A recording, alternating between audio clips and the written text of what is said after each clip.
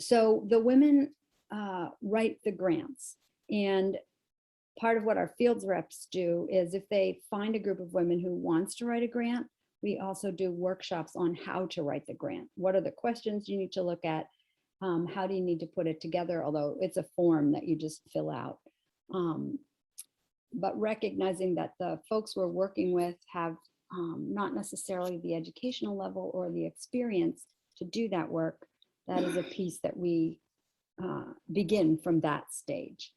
Once the grant is received in the United States, our program director asks any questions if there's information missing, and then she sends the grants back, the applications back to the field reps. And if they haven't met the group, then they go out and do a visit to see if the group appears to be viable and ready to receive funds. And when that happens, I'd say if 20 grants are received as applications, we might find that 10 of them aren't really viable yet, or maybe it's only 5. It depends on the cycle. The next step when we've received who's viable is that those groups are reviewed by the board, and the board selects the groups who will then receive the grants. That happens twice a year in April and October.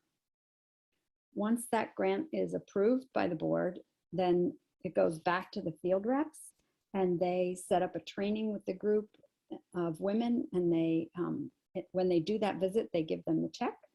The money is received by the group and then loaned out to individual women to start micro businesses. When they start their micro business, they agree to pay back the loan over a year, sometimes a year and a half. That starts right away.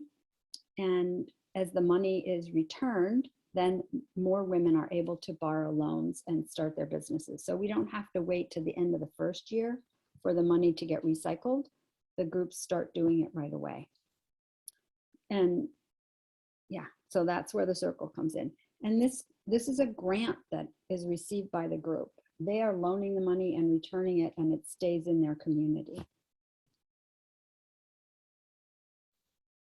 Any questions about that process? Oh, Not yeah. the process, but could you just give a couple of examples of the businesses? Oh yeah, we are going to do that in spades. Here comes. Last year in 2020, this is just a summary of the volume of work. 32 groups received grants.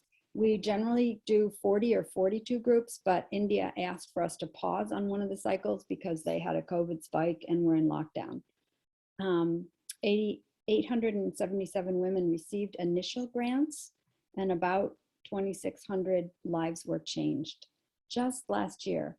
And that continues to ripple out, as I explained. This is a young woman. I'd like to share her story in her words as she applied for a grant. So I'm going to stop screen sharing for a minute because I need to read her application. Okay. Ooh, and then I have to figure out how to, oh no. Hold on. This is the technology aspect that no, I just tried that, didn't work. How do I get out of here? Okay, come on. Oh, I pushed the wrong escape button. All right, here we go. Her name is Sarita. She's 38, and we see her with her husband. I belong to the Dalit community in India. I studied to the 12th grade. I wanted to go to college, but my parent could not afford to send me, so I got married. My husband works as a daily laborer in our surrounding villages. We were blessed with a boy and a girl. My son is studying 10th class in the government school. Unfortunately, my daughter was mentally retarded, and we spent almost $2,683 for hospital expenses to maintain her health. We have no assets and no proper housing. We live in a makeshift hut with no legal rights over the property. We borrowed money from moneylenders with high interest rates to cover hospital expenses and livelihood. Our daughter needs continual care. so my husband and I can't both go to work outside. My husband works as a day laborer, but the work is uncertain. Some days he gets work and some days he doesn't. Due to COVID-19, he has not had regular work for the last 17 months, and our life has been very difficult to manage the family and the children. I have a little experience in the flower business. I worked for a flower vendor before my daughter was born. The flower business is one of the best businesses, and I hope to earn $4 a day. My husband will also be able to help me in my business when he does not have outside work. The proposed business will help me to look after my daughter and do my work from my home. I have a lot of confidence that my business will succeed. I request the Women's Society to help me by giving me a loan to start my own business.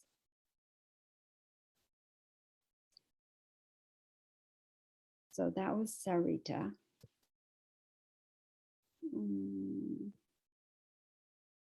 Okay. And then I'd like to share one more story of, oh wait, did I share that screen with you guys? Yes.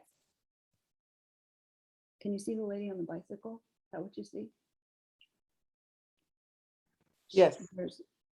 Yeah, Okay. but you don't have it in the presenter mode. No, I'm gonna take it down for a second. That way I won't get messed up with the technology. Oops.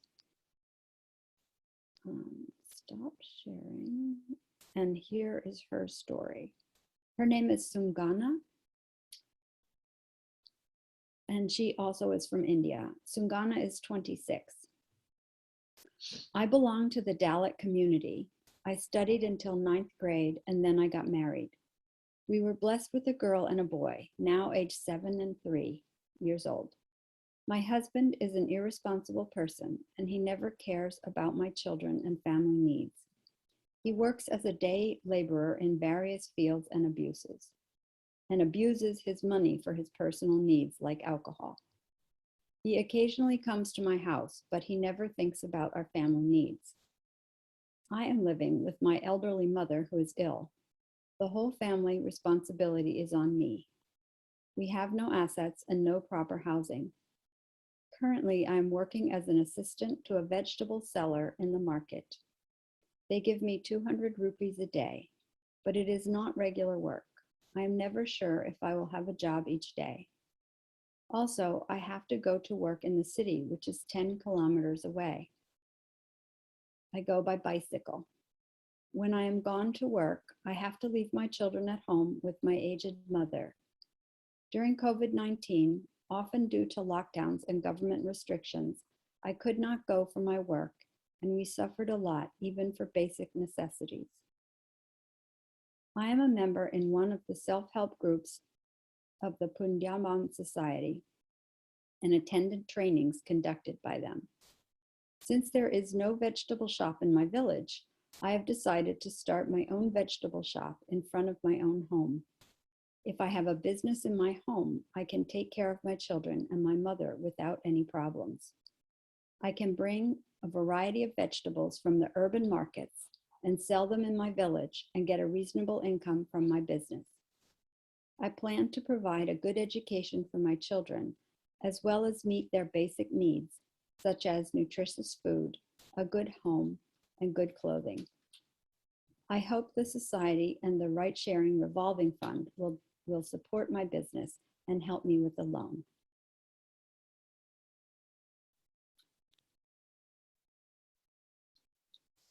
Oh, okay. Oh, there's something in the chat.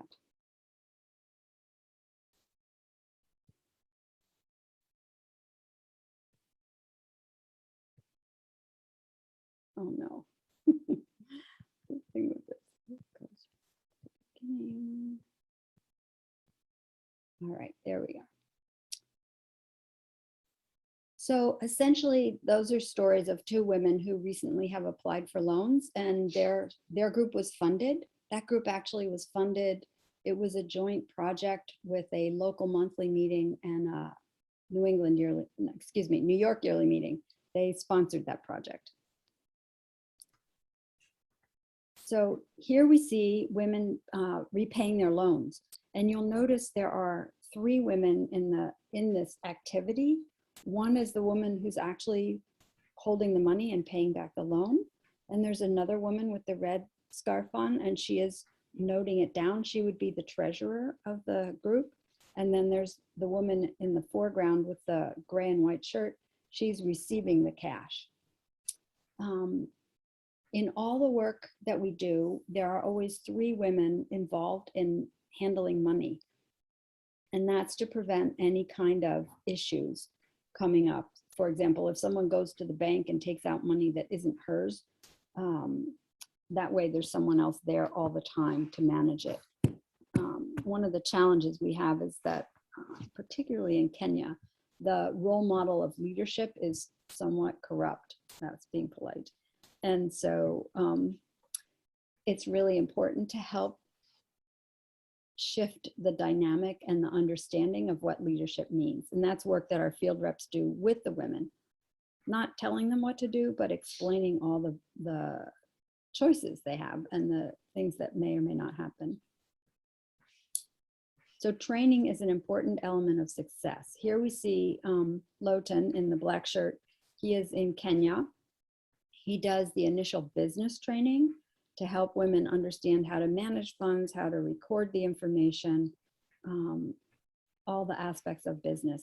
And seated next to him in the red shirt is Sarah Northrup. She is our program director, and she was visiting Kenya at that time. Group and social dynamic training is another aspect. That's part of what I was speaking of just briefly.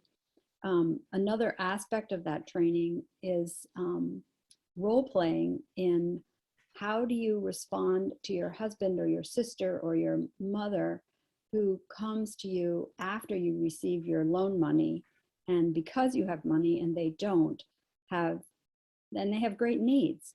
How do you talk about the investment that you're making and how to manage that?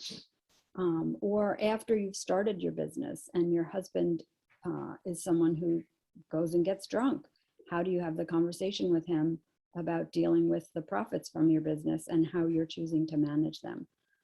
So they role play these really challenging things that will come up, and you can see the smiles on their faces because they know it's coming and they're really good at laughing about it at the same time.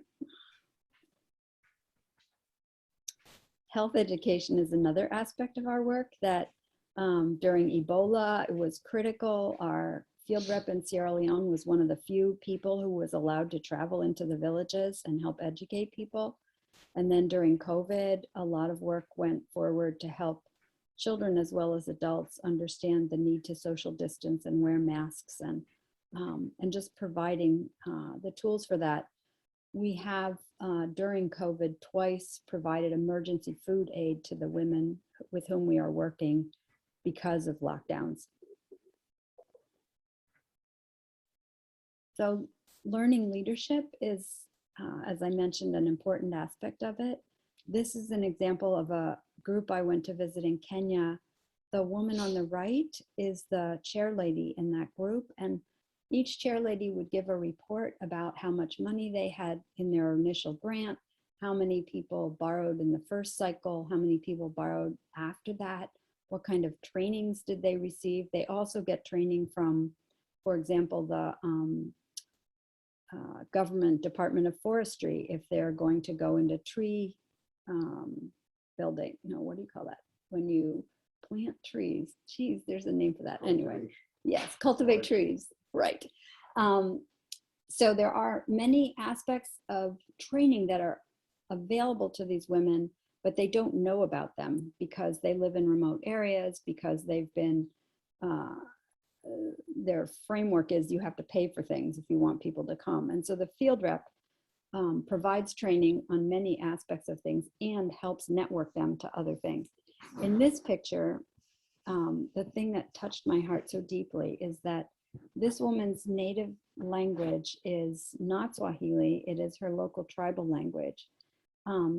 She was assisted by the woman on the left, who is a younger woman that has more schooling, to translate her report into English. and she actually stood and read it to me in English, which when I reflect on what, like, could I do that? It would be a huge challenge. It was a great leap, and I was enormously grateful for her taking that on. So we ask for businesses to be locally based and to respond to the needs of the community. It's a danger to get involved in a business that is relying on export and tourism or things that fluctuate. If you're feeding people or taking care of daily needs, your business will always be viable and needed. Here we see a woman on the left who is purchasing fish from the local fishermen and processing them and selling them to her community. And the woman on the right is actually, she does hairdressing. She's been now in business for 9 years, and she has not only purchased her own space, but taken on the job of training 1 or 2 interns at a time and helping them learn the business and save enough money so that they can buy their own tools and go off and set up their own hairdressing business. And I saw that over and over again as I was visiting women who, having been given this opportunity to start their own business, were generously helping others do that as well. This is a woman in India who is sewing.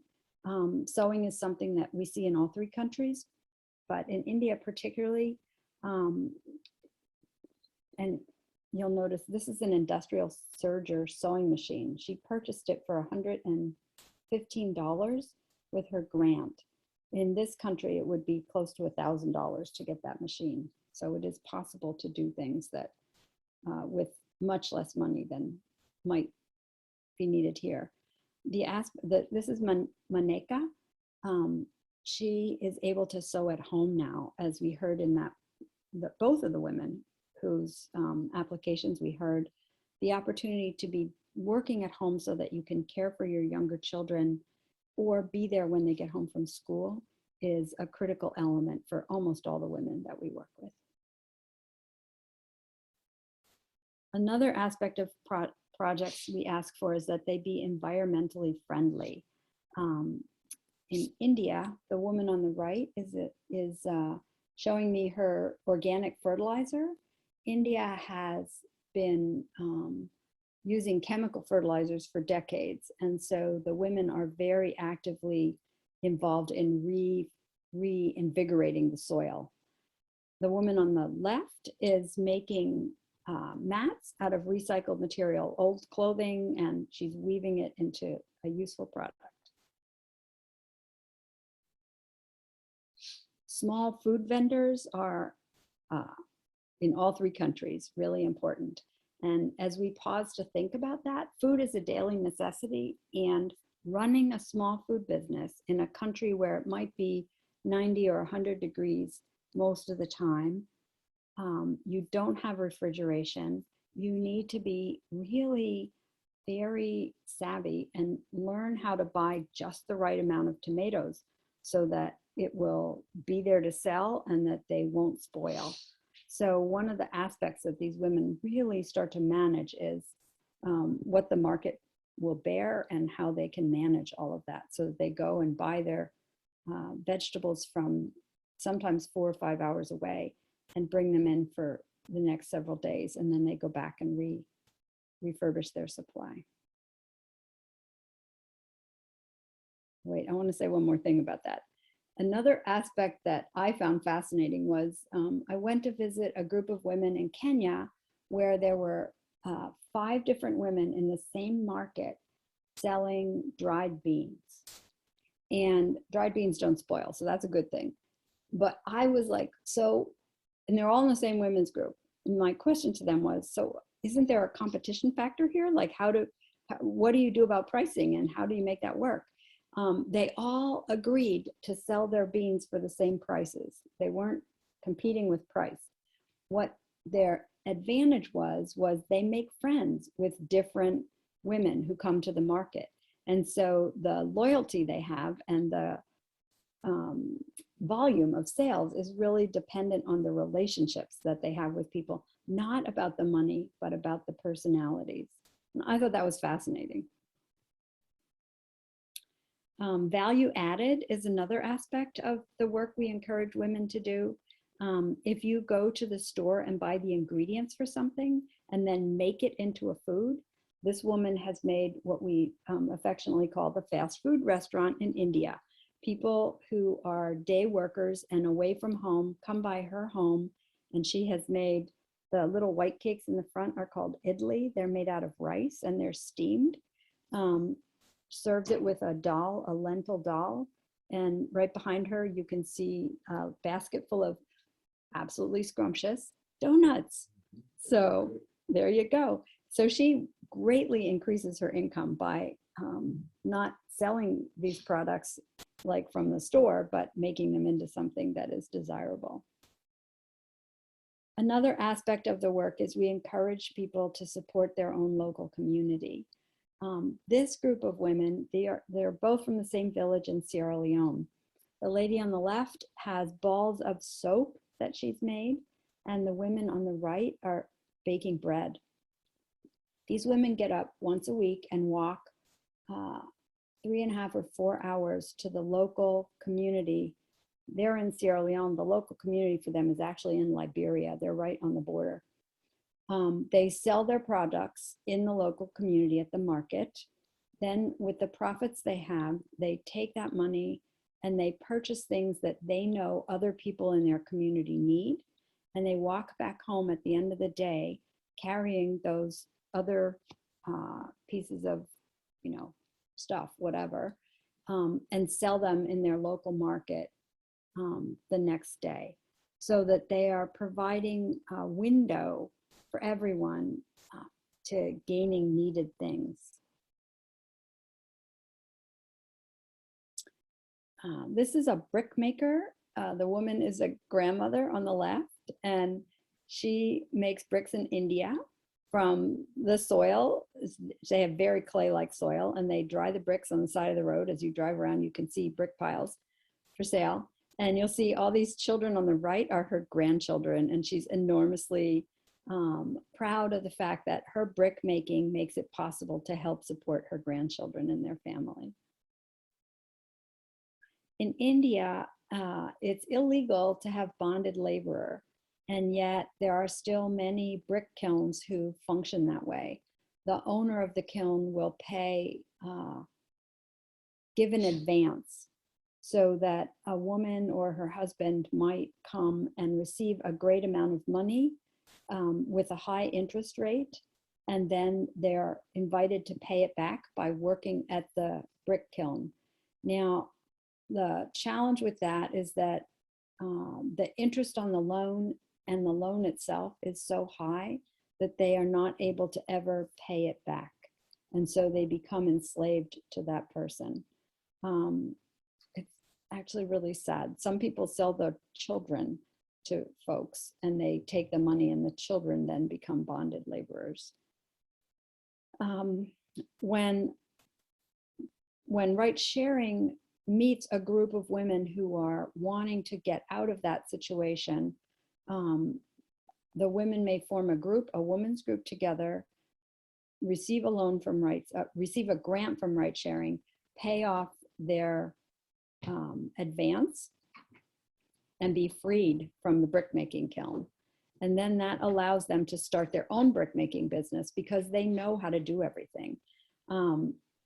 So this young lady was a bonded laborer. She received a Right Sharing grant, loan.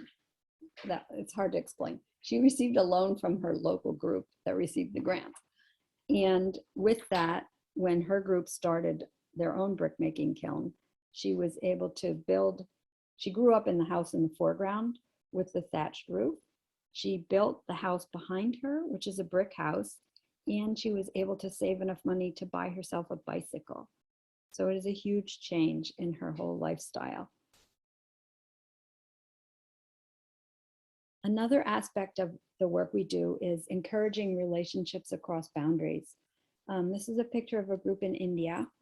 The culture in India is that religious groups are not, it's taboo for them to speak with each other. So Christians and Muslims and Hindus are all separated in local barrios and communities. When women get together to receive a right sharing grant and they begin working together in a group, this picture has women from all three religious groups. Eventually, inch by inch, it changes the community culture and their husbands begin talking to each other as well. And it just, grows into something where there's cooperation in the community instead of isolation and opposition. We see the same challenge in Kenya, for example, with tribal differences that I'm sure some of you remember some years ago during the elections in Kenya, there was just enormous violence between tribes. Right sharing has been very successful in working in areas where two tribes border and having the women from both tribes come together.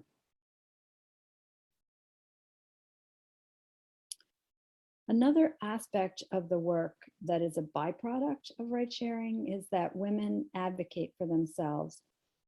This is a very old photo of a group of women who they were growing vegetables, and the landlord who controlled the water higher up on the water chain shut the water off. And the women complained about it. They asked to have the water turned back on. He refused to turn it on. They went to the local police. They couldn't get the water turned on. Then they ended up going, the whole women's group, and doing a nonviolent protest. And what we see here is them being arrested for their nonviolent protest. The good news is that because there were so many of them and it was an annoyance to have to deal with it, that the local police department did in fact require that the landowner turn the water back on. So they were successful in achieving this. This is another aspect.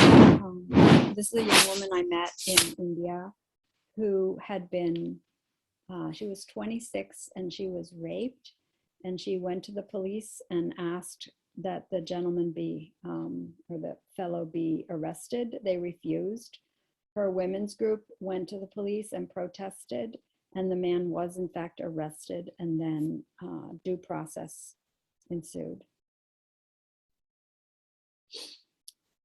This is a picture of a group in Sierra Leone. The woman on the right is the one we saw earlier making soap balls. Her name's Mamie, and she shared her story with me about the Ebola crisis. She was in her village in Sierra Leone during Ebola. They quarantined villages, and then within the villages, people were quarantined in their homes. She was in her home with her husband and her 6 children for over a year. And during that time period, her husband died and all 6 of her children died. And at the end of the time, when she came out, everyone else in the village was afraid of her because she survived, and it wasn't clear why. Like there were suspicions of, is she like a witch? What is it? Why was she able to live and no one else was? And it was our field representative, Salian, who worked with the group because Mamie wasn't the only one in this horrible place. The group had adopted children from parents who died. They were caring for each other in many other compassionate ways. And Salian helped them understand that Mamie was to be welcomed into the group. And so they did just support that re-socialization process. So, and we can think about this in our own country right now as we're going through COVID and we're learning to socially distance from each other, that then there comes a time when you can actually stop doing that. And there is an awkward transition there that doesn't just happen. So after 2 years of being isolated, it was a wonderful transition to make. When you support a woman to begin a business, you also support her whole family. This woman is raising goats, and it makes a difference in that her children will have milk and food to share, and eventually she will help send them to school. This is a woman in Sierra Leone who is smiling greatly. Her children are a little shy, but they are wearing their school uniforms. In India, Sierra Leone, and Kenya, those three countries have retained from being in a history of colonization from England. In England, you wear school uniforms. In the United States, we did not retain that. But in those three countries, if you want to go to public school, you have to wear a school uniform. And school is quote unquote free if it's public. The challenge is the uniform isn't free. They don't give it to you. You have to buy it yourself or make it. The books are not free. You have to have enough money to pay for your books. So one of the first things that women do when they've been able to feed their families and keep the roof over their head is save enough money to send their kids to school. So what about the guys? Ride sharing focuses on women because we know from all the studies that have been done that women are good managers of money, that they will put their family priorities first. That said, this fellow here is standing with his wife there in India. He was a seasonal laborer, and it became very clear after several months of his wife running her small stall that he could leave his seasonal work, support her in gathering the herbs and the foods and preparing the food, and it would actually bring them a better income, and they're happy to be together all day. He was so proud of her and of the work she was doing. This particular group, I want to note, if you look on the left, you'll see these little hamburger-like patties. Those are millet, 3 different kinds of millet that she's cooking. Her women's group took as its focus creating nutritional food in the historically known wisdom of India, gathering the herbs that people used to eat but no longer do because they eat so much fast food. So instead of white rice and pre-processed things, they actually go out and harvest the herbs that grow wild, so they don't even have to pay for them, and study and learn how to help people eat nutritious food. She sold her little store is on the corner of a public park. And the day I visited, she had become so well known that the local television was there to interview her. So it was awesome. This is a woman in India who is making breakfast buns, and her husband goes out and delivers the breakfast buns so that she can get up early and keep making them, and people have them early in the morning fresh. And this is one of my favorite stories. Women's groups are women's groups. This particular women's group in Turkana, in the northern parts of Kenya, had adopted one of the, a fellow. In the second row in the green t-shirt, you'll see Kenny. They adopted Kenny because his mother was part of the group in the beginning.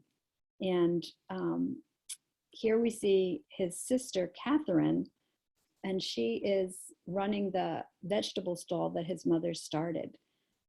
His mother, unfortunately, got malaria a year and a half after she started the stall. Catherine was 14 or 15 at the time, and she took on the stall. Kenny had moved away from home. He's older than Catherine. He had very little education, and he had gone off to figure out how to support himself. Catherine was offered a scholarship by Friends United meeting to attend high school. And the only way she could do that was to leave the village because there was no high school in her village. So she wrote to Kenny and said, Kenny, can you come home and run the vegetable stall? They had 4 younger siblings who were too young and needed to be cared for. So Kenny came home. The year I went to visit was after he'd been running the stall for close to a year. He only completed 2nd grade, and he's very proudly showing us his accounting books for, as I explained earlier, how many tomatoes to buy, how many he sold, how many spoiled, just how to plan all of that and understand what his income is. And he became so good at it. I went to visit in 2016. In 2018 or 19, when Sarah went to visit, he had done so well that they'd actually opened a second stall, and he was paying for his younger siblings all to go to school. So it ripples out. So lives are transformed. Family income is increased by about 60%, sometimes by much more. Health and nutrition are improved. More children are able to go to school. Women grow in self-confidence, skills, and independence, and sustainability. Unified women create peace in the community, and women participate in decision-making. Families and communities become stronger. So a little does a lot. One chicken can be purchased for $5. For $15, you can get a little stove to start a cooked fast food business. Oops. For $115, you can get a very nice sewing machine. For $333, you can purchase a cow in India. Women tend to do that so that 2 or 3 of them purchase the cow together. And for $6,500, a whole group of women can be funded to start their micro business. So how can you make a difference? How can I make a difference? Start by celebrating your blessings and sharing your abundance. And I say that recognizing that you can share your blessings and your abundance with a smile, or listening to someone, or speaking kindly to someone. There are many different ways to share. You can share the Right Sharing newsletter. If you're not on the newsletter list and you'd like to be, you can let me know, or go on the website and you'll find a place to sign up. Use the educational materials. They're available on the website. We recycle stamps, which are all processed by Indianapolis First Friends has a stamp ministry where they sort through all the stamps and sell them. That brings in over $4,000 a year to support women. Or host a simple meal and just educate folks about it. You can write a check or give online.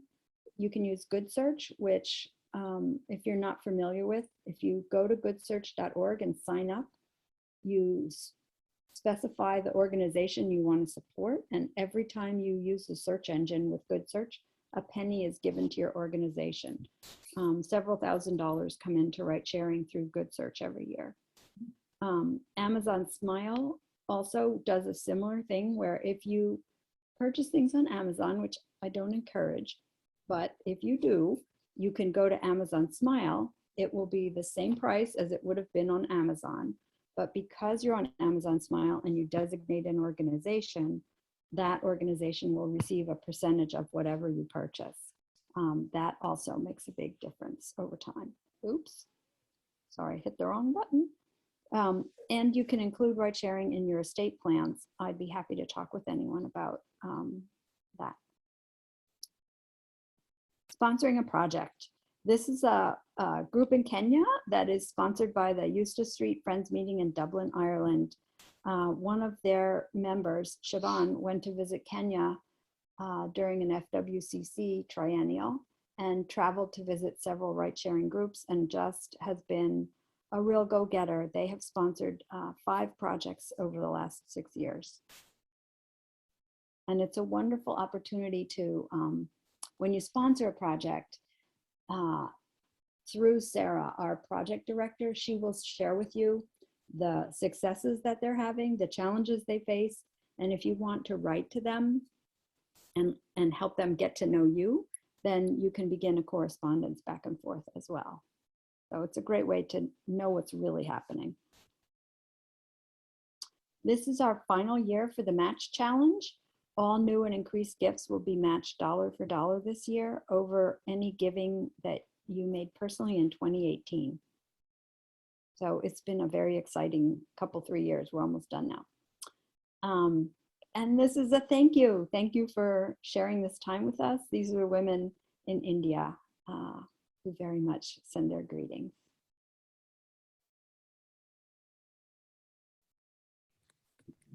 What states in India do you work in?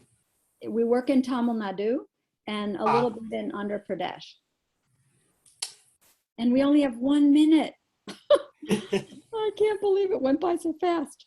So are there any burning questions rising up before we settle into meeting for worship?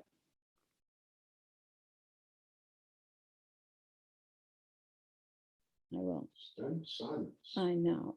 Thank you so much for sharing this time with me. And if thoughts arise at another time, you can contact me. Steve knows how to find me, and so does Howard. Or you can look for Right Sharing RSWR on the web, and you'll find us. Thank you so much, friends. I will hand us back to Howard, and we can settle into worship wherever you do. Well, she said hand back to me, so I will just say we will see you in worship, and let's settle and thank.